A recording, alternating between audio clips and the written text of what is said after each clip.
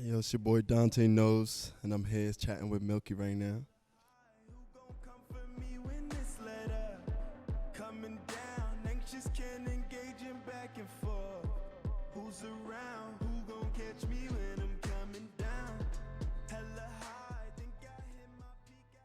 So, music started for me in the back of a Pathfinder. I love giving this story. My dad, being like a big Jamaican DJ, he always used to have his cars kitted out with all these different speakers and tweaks, and so that kind of was the beginning for me in my mom's stomach, just feeling that bass vibrate through the through the skin, you know. So the streamline theme slash concept that I'd say that follows through Vicious, I would say three main genres that I try to exist in, and then combine that with emotion and the other artists in the room, whether it be the bass player, the producer, another singer, and trying to combine all of our state of minds together and come out with a project that makes sense with all the mixed ingredients. It's almost like what's that dish from Louisiana, like a gumbo, a big mixture of all different things that in context wouldn't make sense, but in the finished product makes perfect sense. I was drawn to genre bending through indecisiveness. Growing up, I've always listened to different bands and different acts through different genres. One morning I may feel like Coldplay, the next morning I may feel like Flyleaf, you know what I mean? And that noon I may feel like Lamb of God or Bob Marley, you know what I mean? So I feel like the only middle ground for myself to find peace with music is to find my own genre in a sense, or to merge everything that I like, and I could gain that feeling that I gain from all those genres through one, if that makes sense. Our main thing now is no matter who's in the room, we won't leave until we get a bounce. So until we have a chorus, two verses, and maybe a pre-chorus outro, but we try to have the main skeleton down for a song. So I feel like that's kind of been our rules, no matter what the room looks like. But yeah, that can vary. That can vary from freestyling with a live mic to writing for hours on end. Let me start by saying it's very important to me to have the visuals play a role, because people can understand the music through feeling and listening and whatnot, but also as human beings, I feel like we need seeing is believing as well, you know what I mean? So why not try to articulate that through visuals? So therefore I'm very involved visuals wise, because at the end of the day it is my art, but I'm very open with every videographer as an artist themselves to collab, because I approach them because I like what they're doing as well, you know what I mean?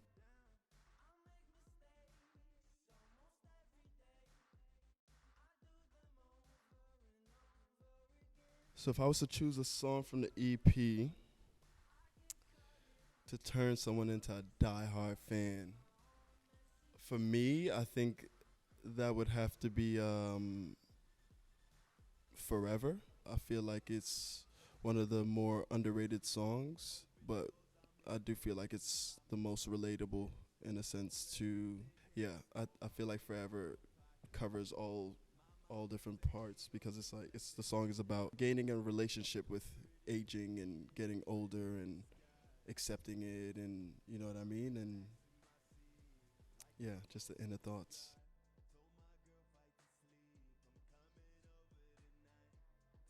Off the top of my head, I would have to say, lyrics wise, in Vicious, the song Vicious, I was gonna call it Vet because that was the original name of the demo.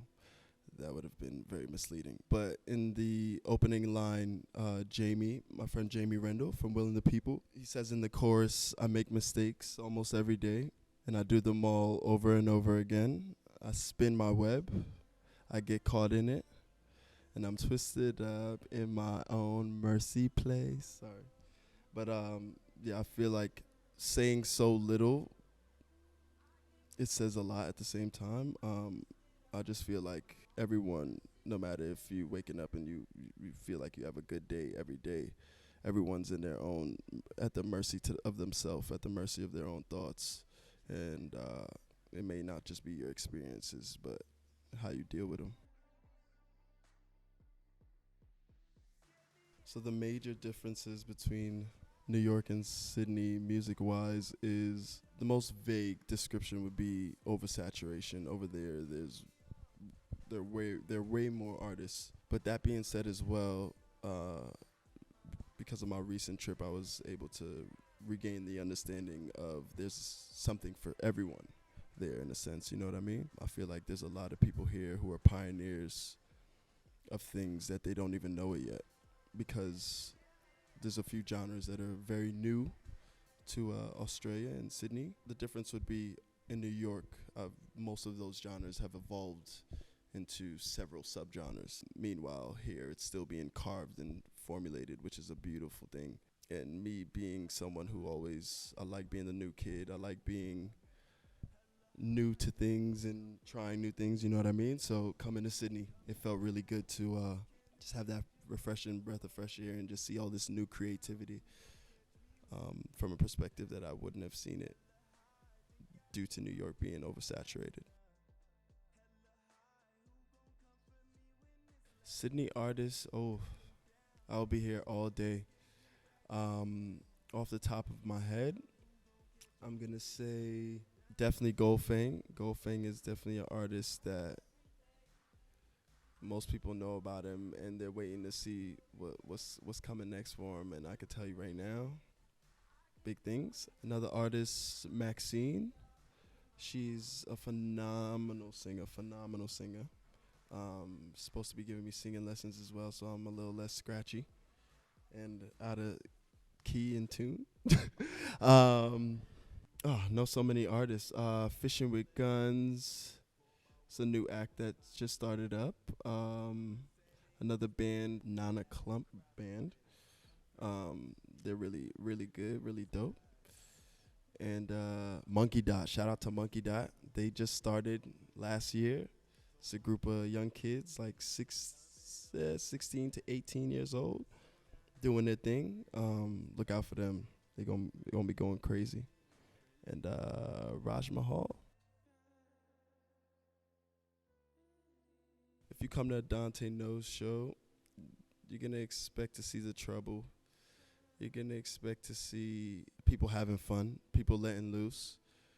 You're going to see people of all different ages, names, diversities, very diverse kind of crowd, you know what I mean? But everyone's in there hugging each other, and it's usually very familiar faces as well. So a lot of the people, even if it's a room of like 100 people, 200 people, I know most of the faces in there due to prior shows or whatnot. But expect to see love and expect to walk away feeling good, even if you don't like the music.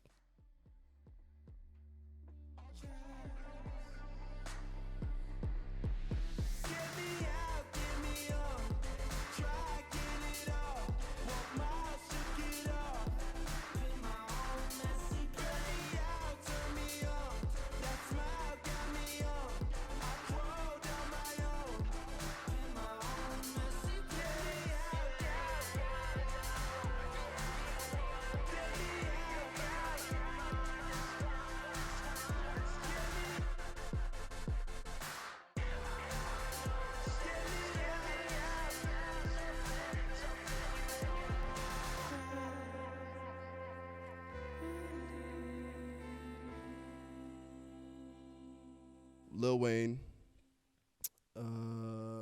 Tame Impala, A$AP Rocky, throwing a little oddball in there. Hmm. Temper Trap and Vibes Cartel. Dream collaboration. Like that one collab that's gonna just blow my brain up. I'm gonna definitely throw Vibes Cartel in there because he was my Michael Jackson growing up. I would say long live ASAP. Annihilation. Annihilation, I think is the name of it. While I'm performing, I'm thinking about what everyone else is thinking. I try to be as present as possible with the crowd, um, and cater to everyone as much as I can.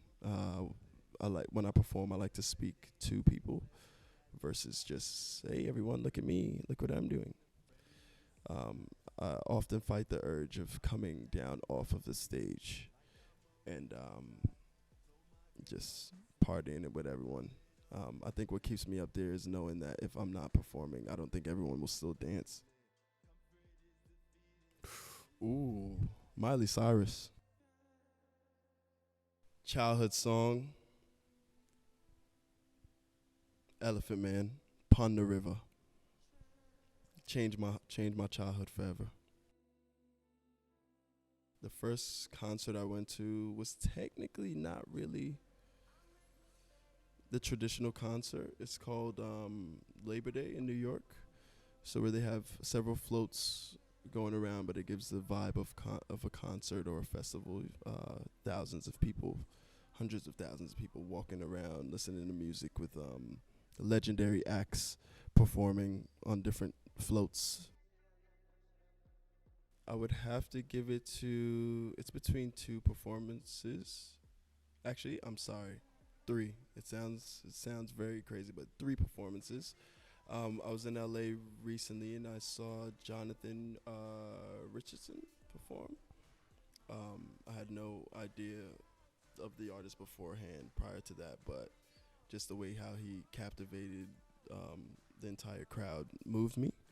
I'll also give it to Tame Impala, one of my favorite bands. So when I saw them perform, it just gave me goosebumps.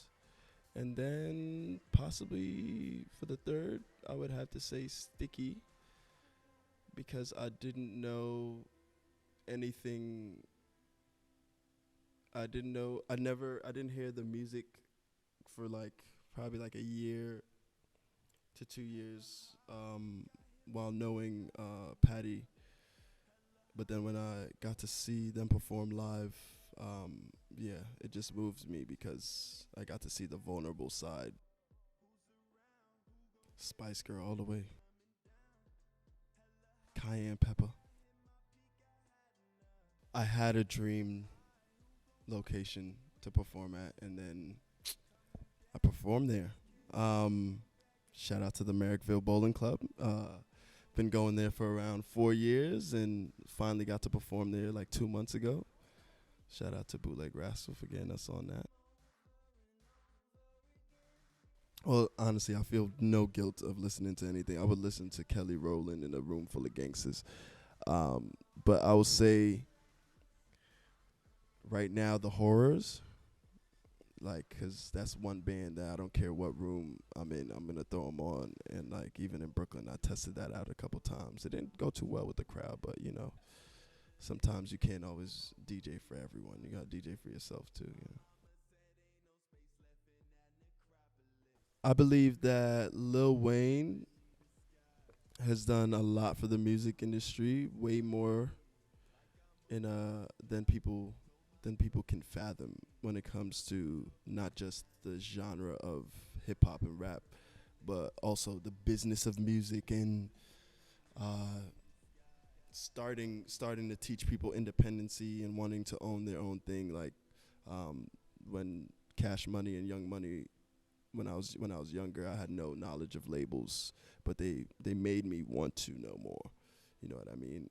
And I wasn't even an artist at the time. I just wanted to know more. But yeah, I feel like that changed, that shifted a lot. in the hip hop industry as well too, big time. Keep going. Keep going. Don't ever stop. It's been work that method has been working for you, so don't try something new. If it ain't broke, don't break it. The moment I wanted to be a musician was 2014 when I put my first song out, not on Spotify or anything, but just took that leap. And then the point where I needed to do music was 2018, where I decided to throw everything else in the trash and just go full force with my passion and what I love, and turning that into a career for myself.